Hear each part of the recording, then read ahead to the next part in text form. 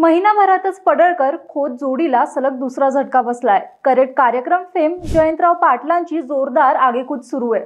विशेष म्हणजे सांगलीच्या राजकारणात चहूबाजूंनी कोंडी करण्याची खेळी सुरू असतानाच जयंतरावांनी सलग दुसऱ्या लढाईतही बाजी मारली आहे। आशिया खंडातली सगळ्यात मोठी हळद बाजारपेठ अशी ओळख असलेल्या सांगली बाजार समितीच्या राजकारणात ही सरशी झाली आहे। त्यामुळे थेट मुंबईपर्यंत हादरे बसलेत। राज्य सरकारच्या निर्णयाला मुंबई हायकोर्टाच्या कोल्हापूर सर्किट बेंचने चपराक लावली आहे। महाविकास आघाडीच्या ताब्यातील या बाजार समितीचं त्रिभाजन करून तिची सत्ता संपुष्टात आणण्याचा भाजपचा डाव हायकोर्टाच्या निर्णयाने अक्षरशः धुळीस मिळालाय। त्यामुळेच आजच्या व्हिडिओत आपण सांगली बाजार समितीत नेमकं काय सुरू आहे, जयंतरावांनी सलग दुसऱ्यांदा पडळकर खोत गटाचा करेक्ट कार्यक्रम कसा केला आणि तिसरी लढाई कोण जिंकणार याबद्दलचं बिटवीन द लाईन्स पॉलिटिक्स आपण या व्हिडिओत उलगडणार आहोत। त्यामुळे हा व्हिडिओ शेवटपर्यंत नक्की बघा। नमस्कार, मी श्रद्धा आणि तुम्ही पाहताय TOD मराठी।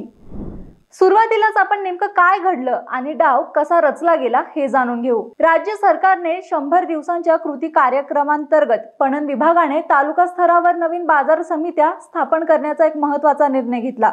राज्यभरात 68 तालुक्यात नवीन बाजार समित्या स्थापन करण्याचं उद्दिष्ट ठेवलं। योजना राज्याची असली तरी टार्गेटवर मात्र सांगली बाजार समिती आली।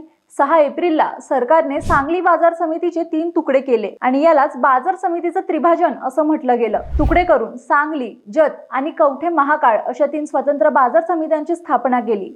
हा निर्णय वरवर पाहता प्रशासकीय वाटत असला तरी यामागे एक अत्यंत सुनियोजित असा राजकीय गेम प्लॅन होता। कारण हा निर्णय होताच अत्यंत घाईनं महाविकास आघाडीच्या ताब्यातलं विद्यमान संचालक मंडळ बरखास्त करण्यात आलं। सांगली जिल्हा उपनिबंधक तर जत आणि कवठे महाकाळ मध्ये तालुका उपनिबंधकांची प्रशासक म्हणून नियुक्ती करण्यात आली आणि सत्ता एका झटक्यात महाविकास आघाडीच्या हातून काढून घेण्यात आली। विशेष म्हणजे विद्यमान संचालक मंडळाचा अजून 2 वर्षांचा कार्यकाळ शिल्लक असतानाच ही राजकीय कुरघोडी करण्यात आली होती। जिल्हा परिषद महापालिकेवर निवडणूक न झाल्याने प्रशासक राज म्हणजेच सरकार राज आल्याचं आपण बघितलं होतं। इथं मात्र लोकनियुक्त सत्ता हटवून सरकारनं ती स्वतःकडे घेतलीये। या आखाड्यातले पैलवान कोण? या राजकीय लढाईत 2 गट समोरासमोर उभे ठाकले होते। एका बाजूला होती महाविकास आघाडी, ज्यांचं नेतृत्व शरद पवारांच्या राष्ट्रवादीचे नेते जयंत पाटील करतायत। खासदार विशाल पाटील, माजी आमदार विक्रमसिंग सावंत, सभापती आनंदराव नलवडे आणि सुजय शिंदे हे जयंतरावांसोबत आहेत।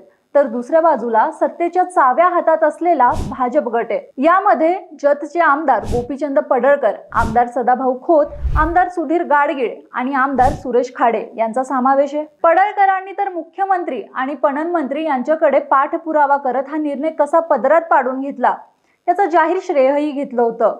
आता आपण भाजपचं आणि महाविकास आघाडीचं म्हणणं काय ते बघू। भाजपचा युक्तिवाद विरुद्ध महाविकास आघाडीचा पलटवार। भाजप आमदार गोपीचंद पडळकर यांचा त्रिभाजनाला पाठिंबा होता। त्यांच्या मते जत आणि कवठे महाकाळ या दुष्काळी तालुक्यांच्या कृषी विकासासाठी या बाजार समितीचं विभाजन होणं काळाची गरज होती। ही मार्केट कमिटी म्हणजेच लुटीचा अड्डा झाली होती आणि काही ठराविक लोक या कमिटीचा चुकीच्या पद्धतीने गैरवापर करत होते। त्यामुळे भ्रष्टाचार थांबवण्यासाठी प्रशासक नेमणं गरजेचं होतं। भाजपच्या याच निर्णयाला जयंतराव पाटलांनी मात्र तीव्र विरोध केला। जयंतरावांच्या मते 1957 मध्ये राज्याचे माजी मुख्यमंत्री वसंतदादा पाटील यांनी या सर्वसमावेशक बाजार समितीची स्थापना केली होती। कर्नाटकातून आणि देशाच्या इतर भागातून येथे मोठ्या प्रमाणावर शेतमाल येतो। या मोठ्या बाजारपेठेचे 3 तुकडे केले तर जत आणि कवठे महाकाळ सारख्या ठिकाणाचं उत्पन्न मर्यादित असल्याने त्या स्वतंत्र बाजार समित्या आर्थिक दृष्ट्या कमकुवत होतील आणि मोडकळीस येतील। 2 वर्षांची मुदत शिल्लक असताना लोकशाही मार्गाने निवडून आलेली बॉडी बरखास्त करणं हा निव्वळ राजकीय द्वेष आणि सत्तेचा गैरवापर आहे। सत्ताधारी आणि विरोधक आमने सामने आल्यानं प्रकरण हायकोर्टात गेलं। सत्तेच्या जोरावर झालेल्या त्रिभाजनाच्या निर्णयाला महाविकास आघाडीने हायकोर्टात चॅलेंज दिलं। हायकोर्टच्या कोल्हापूर सर्किट बेंचकडे धाव घेतली। विद्यमान संचालक मंडळ, शेतकरी संघटना, ग्रामपंचायती आणि विविध विकास सोसायट्यांनी या निर्णयाविरोधात याचिका दाखल केल्या। तब्बल 3.5 महिने या प्रकरणावर कायदेशीर खल झाला। सर्व बाजू ऐकून घेतल्यानंतर हायकोर्टाने राज्य सरकारच्या या विभाजनाच्या निर्णयावर तूर्त स्थगित दिलंय। न्यायालयाने स्पष्ट केलं की व्यापारी, ग्रामपंचायती आणि सोसायट्यांच्या हरकती विचारात घेऊन आणि त्यांच्यावर फेरसुनावणी घेऊनच अंतिम निर्णय घ्यावा। या एका निर्णयाने महाविकास आघाडीला 1 महिन्याचा दिलासा मिळाला। सभापती आनंदराव नलवडे यांनी पुन्हा एकदा आपला पदभार स्वीकारला। सांगली, जत, कवठे महाकाळचे कामकाज आता पूर्ववत एकत्रच चालणार आहे। भाजपच्या नेत्यांनी जी घाई केली त्यावरून अतिघाई संकटात नेई या म्हणीचीच प्रचिती बघायला मिळाली। पण या राजकीय साठमारीत नुकसान कोणाचं झालं तर ते शेतकरी आणि बाजारपेठेचं। प्रशासक नियुक्त होऊन 3 महिने उलटले, त्या काळात समितीचं केवळ दैनंदिन कामकाज सुरू होतं।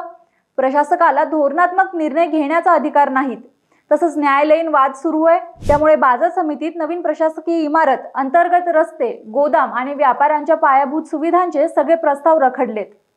निधी उपलब्ध असूनही कामांचा खोळंबा झालाय।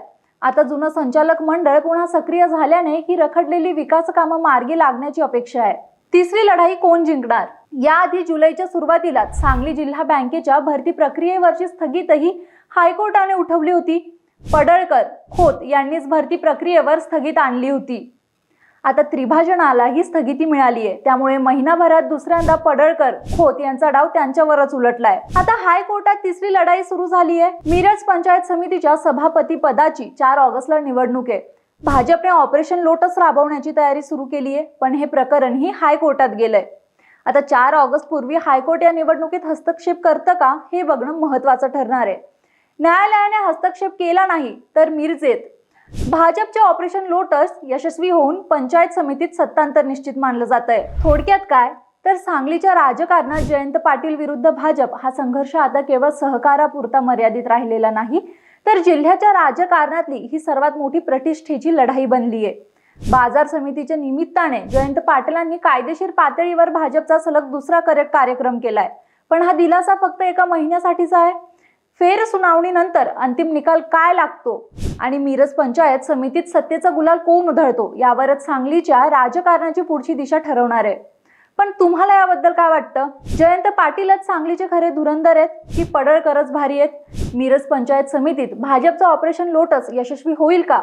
तुमची मतं नक्की मांडा। हे राजकीय विश्लेषण तुम्हाला आवडले असेल तर व्हिडिओला लाईक करा, व्हिडिओ मित्रमंडळींना शेअर करा आणि अशाच राजकीय विश्लेषणासाठी आपल्या TOD मराठी चॅनलला YouTubeला सबस्क्राईब करायला विसरू नका।